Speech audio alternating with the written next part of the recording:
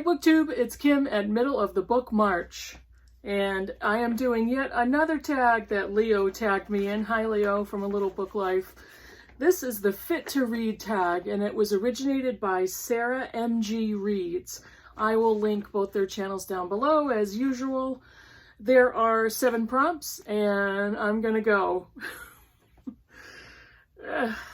I, like Leo, have designated myself as BookTube's biggest couch potato, so I really thought it was funny when he described himself that way, because that's me. All right, number 1, Zumba. Name a twisty and turny book that was fun to read.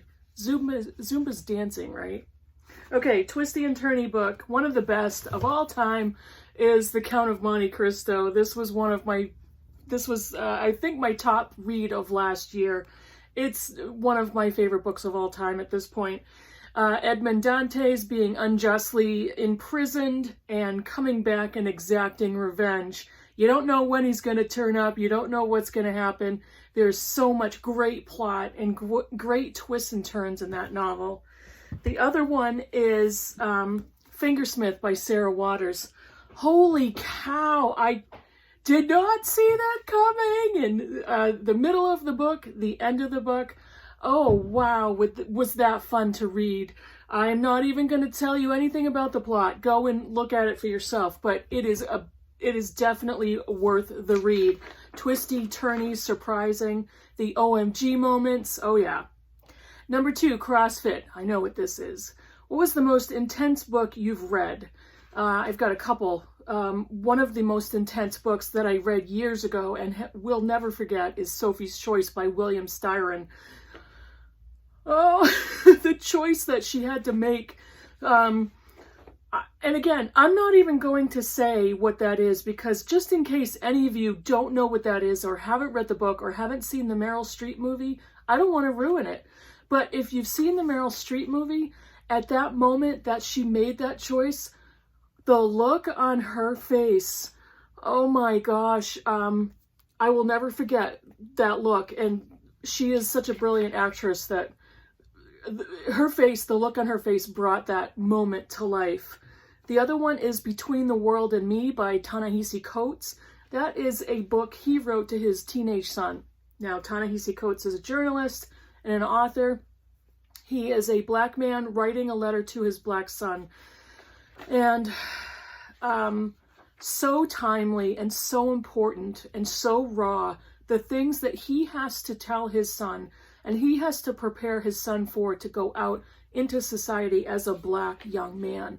It's just, it's so emotion inducing for me. I can't even, I mean, I'm a suburban white middle-aged woman. There's no way that I would ever have to consider any of the things and any of the advice that he gives to his son in that book. And I just finished Human Acts by Han Kang. This is brutal. This was brutal to read, harrowing, very short. Just the descriptions of death and violence and inhumanity in this book, very just visceral. And it's just not for a sensitive reader, but beautiful writing, extremely beautiful. Number 3, Burpees Suck, a book you hated. I still don't know what burpees are, and I didn't take the time to research it, but I always thought that that was what happened to me after eating Mexican food. A book you hated. I have 3. Anything by Joseph Conrad. I could not stand being made to read his books all through middle and high school. Just hated any of them that I read and have no memory of any of the stories except minute details, and the only memories I have is the white-hot hatred I have. 3 Women by Lisa Taddeo. I made a singular review video last year for the worst nonfiction read of the year. One of the worst, for me, nonfiction reads of all time. Completely incorrectly marketed.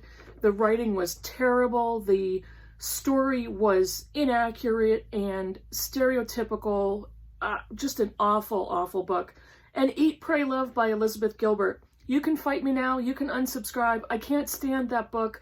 I can't stand her story. I can't stand her position and why she did what she did in that book. Just white entitlement. Number 4, Intramural Sports. I know what these are because I did these in school. I actually won one trophy in my life, and it was for bowling. What book were you assigned to read at school but ended up liking so much you couldn't wait to read it at night? I have 2. The first one is A Tale of Two Cities by Charles Dickens. I absolutely love this book. Yeah, and I know it's not a typical Dickens novel, but I don't care. And this particular book, this is the Penguin Classic. I'm flipping through it, and I'll get there. Hold on. I love, penguins are one of my favorite classic formats. It's got pictures in it. But I absolutely love this book.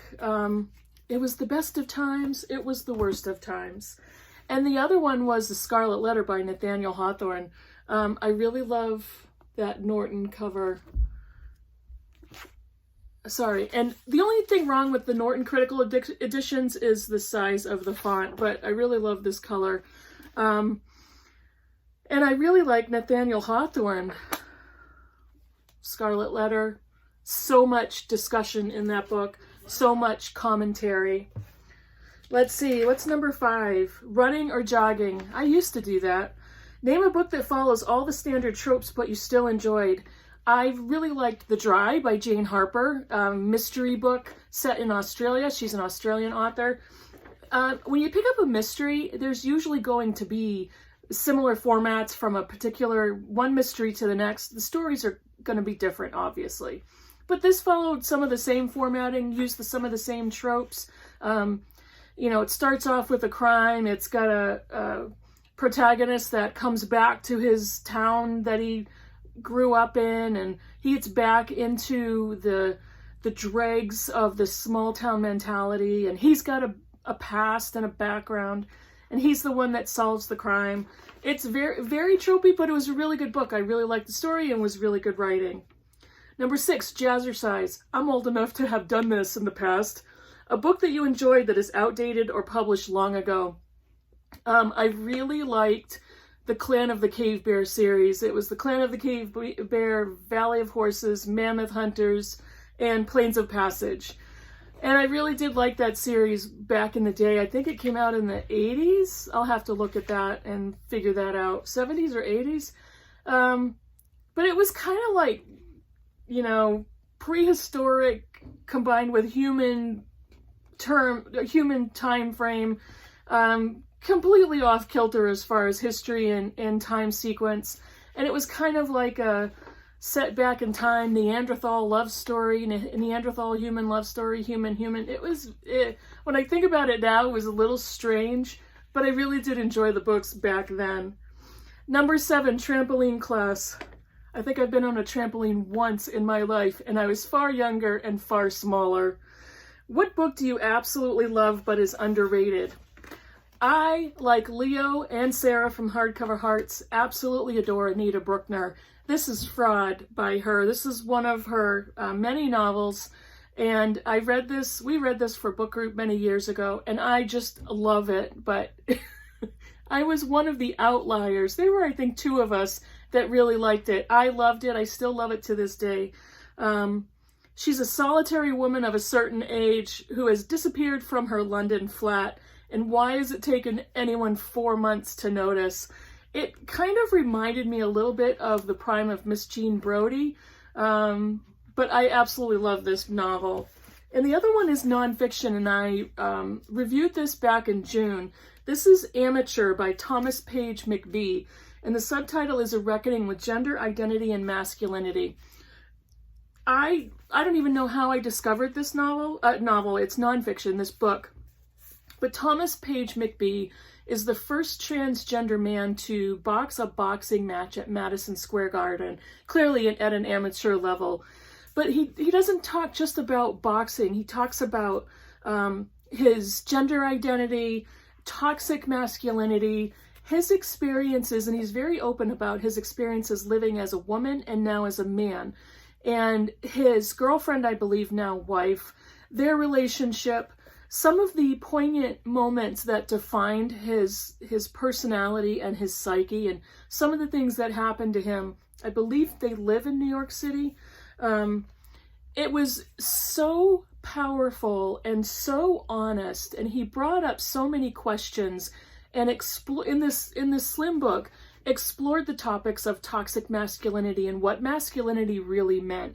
He looks at his own family, his father, the relationship with his father who is absent. He looks at the relationship with his brothers and his sister, and how he treated his sister differently after he transitioned to being a man and outwardly in his physical body. It's so fascinating how he treated his own siblings differently based on their gender. I really love this book, and I would absolutely recommend this to anybody interested in reading nonfiction on that topic. Those are the prompts. Back in my day, back in the olden days, I used to be a runner and a jogger. I was on the track team in school, blah, blah, blah, blah, blah. And over the years, I'm 54 now, so over the years, I have gone up and down, back and forth, did the jogging thing, did the gym, was subscribed to a gym membership for a long time. I'm a walker, and I still believe that's the best form of exercise for most people. And I'm almost to the point of really enjoying power walking, but I don't think I'm really that good at it or that fast.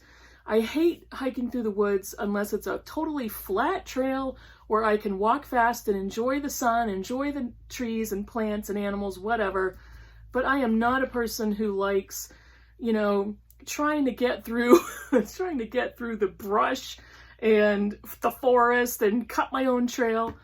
My younger daughter and I, when she was far younger and smaller, we did a group hike very close to me where we live now with a really large group, and it was an hour-long hike, which should have been fine, and it should have been a fairly flat terrain in the woods, really pretty, right on a lake. But the leader of the hike, who was a good friend of mine, decided, you know what, let's go off on this path instead. Straight uphill. We're going uphill. There's like four of us, not me, but four people who are allergic to bees.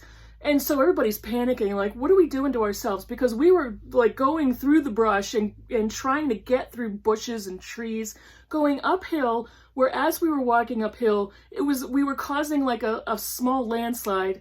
And I ended up falling forward, sliding down, spinning around, and I ended up laying on the ground head first with my legs this way, have a massive scar still on my shin from where I hit rock. They helped me up. We kept going. We got further along on this trail and had to walk over this big fallen log on the ground. No problem. One of the hikers was in front of me, and my daughter was in front of me, and I was the third in line. The first hiker walked over the log and all of a sudden started like, ow, ow, ow.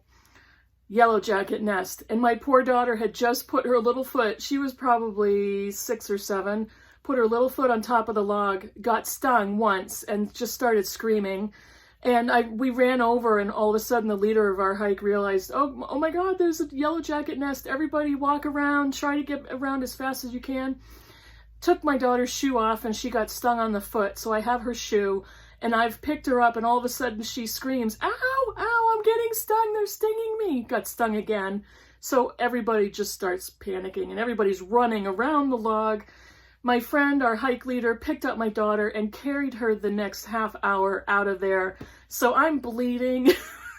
I'm limping. I can barely walk. I have a couple people giving me support here and there.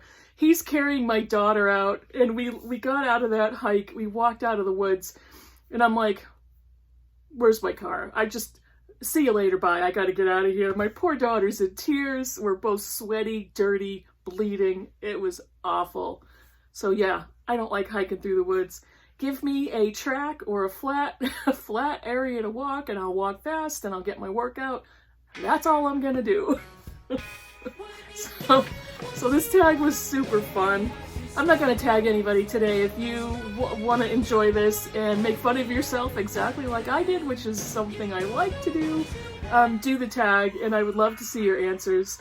Hope you're reading something good. I'll see you in the next video, everybody. Bye.